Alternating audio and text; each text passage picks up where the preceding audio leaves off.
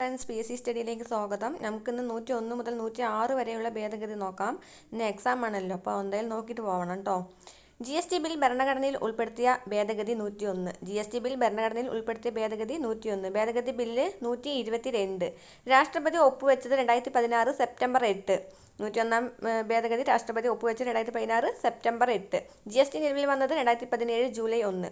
GST നിലവിൽ വന്നത് 2017 July 1. GST bill പാസാക്കിയ ആദ്യ സംസ്ഥാനമാണ് ആസാം. GST ബിൽ പാസാക്കിയ ആദ്യ സംസ്ഥാനം ആസാം. രണ്ടാമത്തെ സംസ്ഥാനമാണ് ബീഹാർ. രണ്ടാമത്തെ സംസ്ഥാനം ഏതാ? ബീഹാർ. അടുത്ത 102 ഭേദഗതി. ദേശീയ പിന്നാക്ക വിഭാഗ കമ്മീഷൻ ഭരണഘടനാ പദവി നൽകിയ ഭേദഗതി 102. ദേശീയ പിന്നാക്ക വിഭാഗ കമ്മീഷൻ ഭരണഘടനാ പദവി നൽകിയ ഭേദഗതി 102. ഭേദഗതി ബില്ലാണെങ്കിൽ 123. ഭേദഗതി ബില്ല് 123.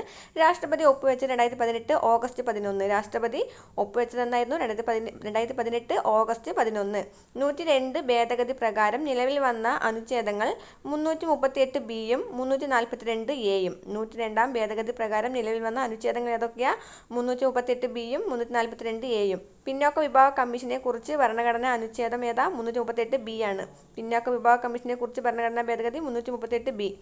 ആർട്ടിക്കിൾ 342 എ ഒരു പ്രത്യേക ജാതിയെ സാമൂഹികമായും വിദ്യാഭ്യാസപരമായും പിന്നാക്ക വിഭാഗമായി പ്രഖ്യാപിക്കാനുള്ള രാഷ്ട്രപതിയുടെ അധികാരവും പട്ടികയിൽ മാറ്റം വരുത്താനുമുള്ള പാർലമെന്റിന്റെ അധികാരവും കൈകാര്യം ചെയ്യുന്നു. എന്തായിരുന്നു?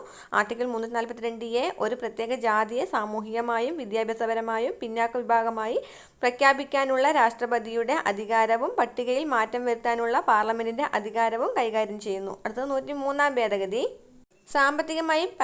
സാമ്പത്തികപരമായി പിന്നോക്കം നിൽക്കുന്ന മുന്നാക്ക സമുദായക്കാർക്ക് 10% സാമ്പത്തിക സംവരണം അനുവദിച്ച ഭേദഗതിയാണ് 103. എന്തായിരുന്നു? 103 സാമ്പത്തികപരമായി പിന്നാക്കം നിൽക്കുന്ന മുന്നാക്ക സമുദായക്കാർക്ക് 10% സാമ്പത്തിക സംവരണം അനുവദിക്കുന്ന ഭേദഗതിയാണ് 103. ഭേദഗതി ബില്ലാണെങ്കിൽ 124. ഭേദഗതി ബില്ല് 124. 103 ഭേദഗതി 124 ഭേദഗതി ബില്ല് നിലവിൽ വന്നത് 2019 ജനുവരി 14. 103 ഭേദഗതി 124 ഭേദഗതി ബില്ല് നിലവിൽ വന്നത് എന്നായിരുന്നു? 2019 ജനുവരി 14. ഭരണഘടനാ ഭേദഗതി പ്രകാരം സാമ്പത്തികപരമായി പിന്നാക്കം നിൽക്കുന്ന മുന്നാക്ക സമുദായക്കാർക്ക് 10% സംവരണം നടപ്പിലാക്കിയ ആദ്യ സംസ്ഥാനമാണെങ്കിൽ ഗുജറാത്താണ്. ഭരണഘടനാ ഭേദഗതി പ്രകാരം സാമ്പത്തികപരമായി പിന്നാക്കം നിൽക്കുന്ന മുന്നാക്ക സമുദായക്കാർക്ക് 10% സംവരണം നടപ്പിലാക്കിയ ആദ്യ സംസ്ഥാനമാണ് ഗുജറാത്ത്. മുന്നാക്ക സമുദായ സംവരണം നടപ്പിലാക്കുന്നതിനെ പറ്റി പഠിക്കുന്നതിന് കേരള സർക്കാർ നിയോഗിച്ച 2 കമ്മീഷൻ അംഗങ്ങളാണ് കെ ശശിധരനും കെ രാജഗോപാലൻ നായരും. എന്താണ്? മുന്നാക്ക സമുദായ സംവരണം നടപ്പിലാക്കുന്നതിനെ പറ്റി പഠിക്കുന്നതിന് കേരള സർക്കാർ നിയോഗിച്ച 2 കമ്മിറ്റിയിലെ അംഗങ്ങൾ കെ ശശിധരനും കെ രാജഗോപാലൻ നായരും. 103 ഭേദഗതി പ്രകാരം ഭേദഗതി ചെയ്ത അനുച്ഛേദങ്ങൾ അനുച്ഛേദം 15ഉം 16ഉം. 103 ഭേദഗതി പ്രകാരം ഭേദഗതി ചെയ്ത അനുച്ഛേദങ്ങൾ അനുച്ഛേദം 15ഉം 16ഉം.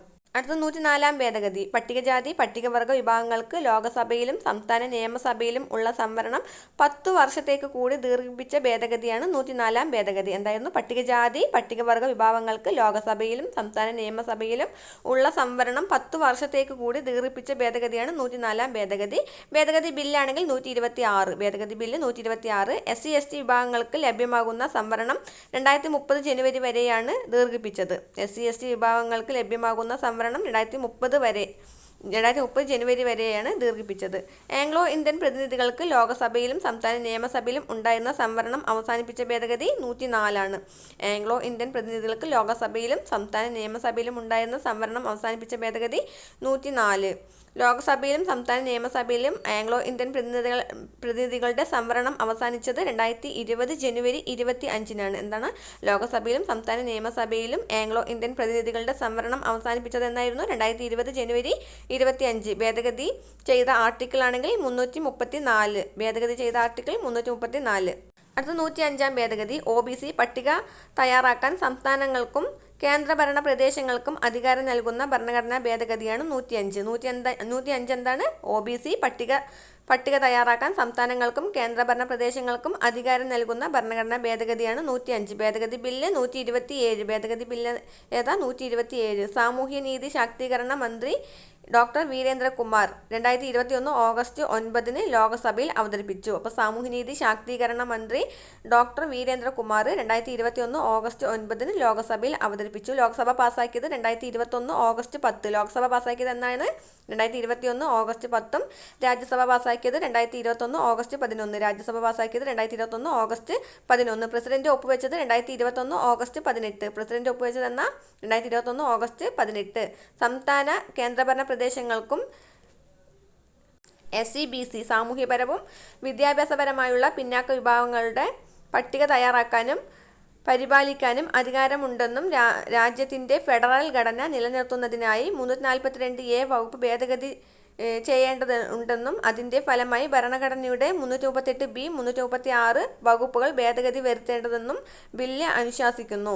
അപ്പോൾ എന്താണ് സംസ്ഥാന കേന്ദ്രഭരണ പ്രദേശങ്ങൾക്കും SEBC അഥവാ സാമൂഹികപരമായും വിദ്യാഭ്യാസപരമായുമുള്ള പിന്നാക്ക വിഭാഗങ്ങളുടെ പട്ടിക തയ്യാറാക്കാനും പരിപാലിക്കാനും അധികാരമുണ്ടെന്നും രാജ്യത്തിൻ്റെ ഫെഡറൽ ഘടന നിലനിർത്തുന്നതിനായി 342A വകുപ്പ് ഭേദഗതി ചെയ്യേണ്ടതുണ്ടെന്നും അതിൻ്റെ ഫലമായി ഭരണഘടനയുടെ 338B 336 വകുപ്പുകളിൽ ഭേദഗതി വരുത്തേണ്ടതെന്നും ബില്ല് അനുശാസിക്കുന്നു. 2018 102 ഭേദഗതിയിലെ 338B ദേശീയ പിന്നാക്ക വിഭാഗ കമ്മീഷന്റെ ഘടന, ചുമതലകൾ, അധികാരങ്ങൾ എന്നിവയെക്കുറിച്ച് പ്രതിപാദിപ്പിക്കുന്നതാണ്. 2018 102 ഭേദഗതിയിലെ 338B ദേശീയ പിന്നാക്ക വിഭാഗ കമ്മീഷന്റെ ഘടന, ചുമതലകൾ, അധികാരങ്ങൾ എന്നിവയെക്കുറിച്ച് പ്രതിപാദിപ്പിക്കുന്നതാണ്. കൂടാതെ 342A വകുപ്പുകൾ ഒരു പ്രത്യേക ജാതിയെ SEBC ആയി പ്രഖ്യാപിക്കാൻ പ്രസിഡന്റിന് അധികാരം നൽകുന്നതാണ്. 366 അഥവാ 26C വകുപ്പ് SEBC socially and educationally backward ക്ലാസുകളെ നിർവചിക്കുന്നു. അടുത്ത 106 ഭരണഘടനാ ഭേദഗതി ബില്ല് അഥവാ വനിതാ സംവരണ ബില്ല്, നാരി ശക്തി വന്ദൻ അധിനിയം. പുതിയ പാർലമെന്റ് മന്ദിരത്തിൽ പാസ്സാക്കുന്ന ആദ്യ ബില്ല് ലോക്സഭ പാസ്സാക്കിയത് സെപ്റ്റംബർ 2023 സെപ്റ്റംബർ 20 ലോക്സഭ പാസ്സാക്കിയത്. എന്നാണ് 2023 സെപ്റ്റംബർ 20. രാജ്യസഭ പാസ്സാക്കിയത് 2023 സെപ്റ്റംബർ 21 പിറ്റേ ദിവസം. അഥവാ ലോക്സഭ പാസ്സാക്കിയത് പിറ്റേ ദിവസമാണ് രാജ്യസഭ പാസ്സാക്കിയത്. ലോക്സഭ പാസ്സാക്കിയത് 2023 സെപ്റ്റംബർ 20 ആണെങ്കിൽ രാജ്യസഭ പാസ്സാക്കിയത് 2023 സെപ്റ്റംബർ 21. രാഷ്ട്രപതി ഒപ്പുവെച്ചത് 2023 സെപ്റ്റംബർ 28. രാഷ്ട്രപതി ഒപ്പിട്ടതെന്നാണ് 2023 സെപ്റ്റംബർ 28. ആ ദിവസമാണ് MS സ്വാമിനാഥൻ അന്തരിച്ചത് കേട്ടോ. അതും കൂടി നോട്ട് ചെയ്യണേ.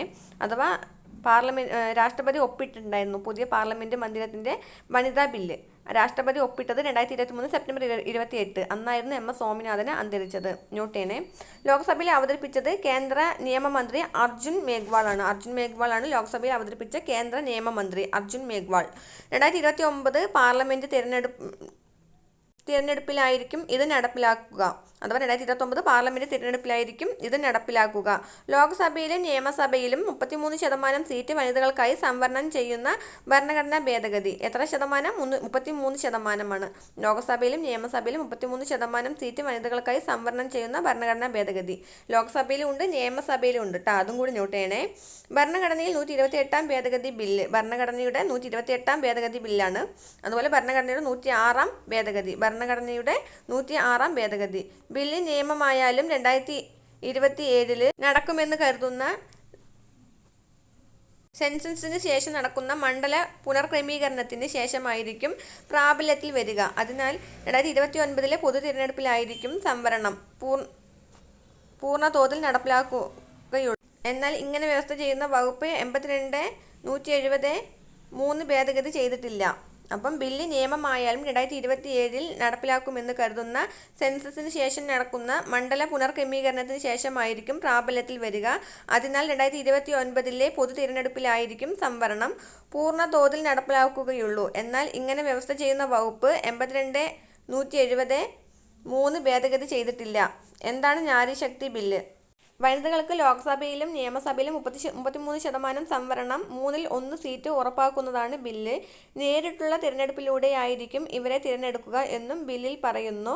സംവരണ കോട്ടയിൽ 1/3 സീറ്റുകൾ പട്ടികജാതി പട്ടികവർഗ വിഭാഗങ്ങൾക്കുള്ളതായിരിക്കും. കൂടാതെ എല്ലാ തവണയും ലോക്സഭ, സംസ്ഥാന നിയമസഭ, ഡൽഹി നിയമസഭ എന്നിവയിലേക്കുള്ള സംവരണ മണ്ഡലം പാർലമെന്റ് നിശ്ചയിക്കുന്നതിന് അനുസരിച്ച് മാറ്റാവുന്നതാണ്. ലോക്സഭയിലേക്ക് നേരിട്ടുള്ള തിരഞ്ഞെടുപ്പിലൂടെ നികത്തപ്പെടുന്ന ആകെ സീറ്റുകളുടെ 1/3 പട്ടികജാതി പട്ടികവർഗ വിഭാഗത്തിൽപ്പെട്ട സ്ത്രീകൾക്കായി സംവരണം ചെയ്ത സീറ്റുകളുടെ എണ്ണം ഉൾപ്പെടെ സീറ്റുകൾക്കായി സംവരണം ചെയ്യണം. ദേശീയ തലസ്ഥാന പ്രദേശമായ ഡൽഹി ലെജിസ്ലേറ്റീവ് അസംബ്ലിയിൽ സ്ത്രീകൾക്കായി സീറ്റുകൾ സംവരണം ചെയ്യും. ദേശീയ തലസ്ഥാന പ്രദേശമായ ഡൽഹിയിലെ ലെജിസ്ലേറ്റീവ് അസംബ്ലിയിൽ പട്ടികജാതിക്കാർക്കായി സംവരണം ചെയ്തിട്ടുള്ള സീറ്റുകളുടെ 1/3 സ്ത്രീകൾക്കായി സംവരണം ചെയ്തിരിക്കും. എല്ലാ സംസ്ഥാനങ്ങളിലെയും നിയമസഭയിലും സ്ത്രീകൾക്കായി സീറ്റുകൾ സംവരണം ചെയ്യണം. ആർട്ടിക്കിൾ 332 ക്ലോസ് 3 പ്രകാരം സംവരണം ചെയ്തിട്ടുള്ള ആകെ സീറ്റുകളുടെ 1/3 പട്ടികജാതി അല്ലെങ്കിൽ പട്ടികവർഗത്തിൽപ്പെട്ട സ്ത്രീകൾക്കായി സംവരണം ചെയ്തിരിക്കണം. ആർട്ടിക്കിൾ 332 ക്ലോസ് 3 പ്രകാരം സംവരണം ചെയ്തിട്ടുള്ള ആകെ സീറ്റുകളുടെ 1/3 പട്ടികജാതി അല്ലെങ്കിൽ പട്ടികവർഗത്തിൽപ്പെട്ട സ്ത്രീകൾക്കായി സംവരണം ചെയ്തിരിക്കണം. എല്ലാ സംസ്ഥാനങ്ങളിലെയും നിയമസഭയിൽ നേരിട്ടുള്ള തിരഞ്ഞെടുപ്പിലൂടെ നികത്തേണ്ട മൊത്തം സീറ്റുകളുടെ 1/3 പട്ടികജാതി പട്ടികവർഗ വിഭാഗത്തിൽപ്പെട്ട സ്ത്രീകൾക്കായി സംവരണം ചെയ്തിട്ടുള്ള സീറ്റുകളുടെ എണ്ണം ഉൾപ്പെടെ സ്ത്രീകൾക്കായി സംവരണം ചെയ്യും. ആർട്ടിക്കിൾ 239A, 330A, 332A എന്നിവയുടെ വ്യവസ്ഥകൾക്ക് വിധേയമായി സീറ്റുകൾ സംവരണം ചെയ്തിരിക്കുന്നു. ദൈവനിയോഗം എന്നായിരുന്നു വനിതാ സംവരണ ബില്ല് അവതരണത്തെ പ്രധാനമന്ത്രി നരേന്ദ്രമോദി വിശേഷിപ്പിച്ചത്. ദൈവനിയോഗം. ബിൽ പോരായ്മകൾ. 6 പേജുള്ള ബില്ലിൽ പട്ടികജാതി പട്ടികവർഗക്കാർക്കുള്ള ഉപസംഹരണവും ഉൾപ്പെടുത്തിയിട്ടുണ്ട്. എന്നാൽ OBC വിഭാഗങ്ങൾക്ക് മറ്റ് പിന്നാക്ക വിഭാഗം സംവരണം ഇല്ല. അപ്പോൾ അത്രയേ ഉള്ളൂ. 101 മുതൽ 106 വരെയുള്ളത് എടുത്തിട്ടുണ്ട്. അപ്പോൾ എൻ്റെ ചാനൽ ഇഷ്ടപ്പെട്ടാൽ ലൈക്ക് ചെയ്യൂ, ഷെയർ ചെയ്ത് സബ്സ്ക്രൈബ് ചെയ്യൂ. താങ്ക്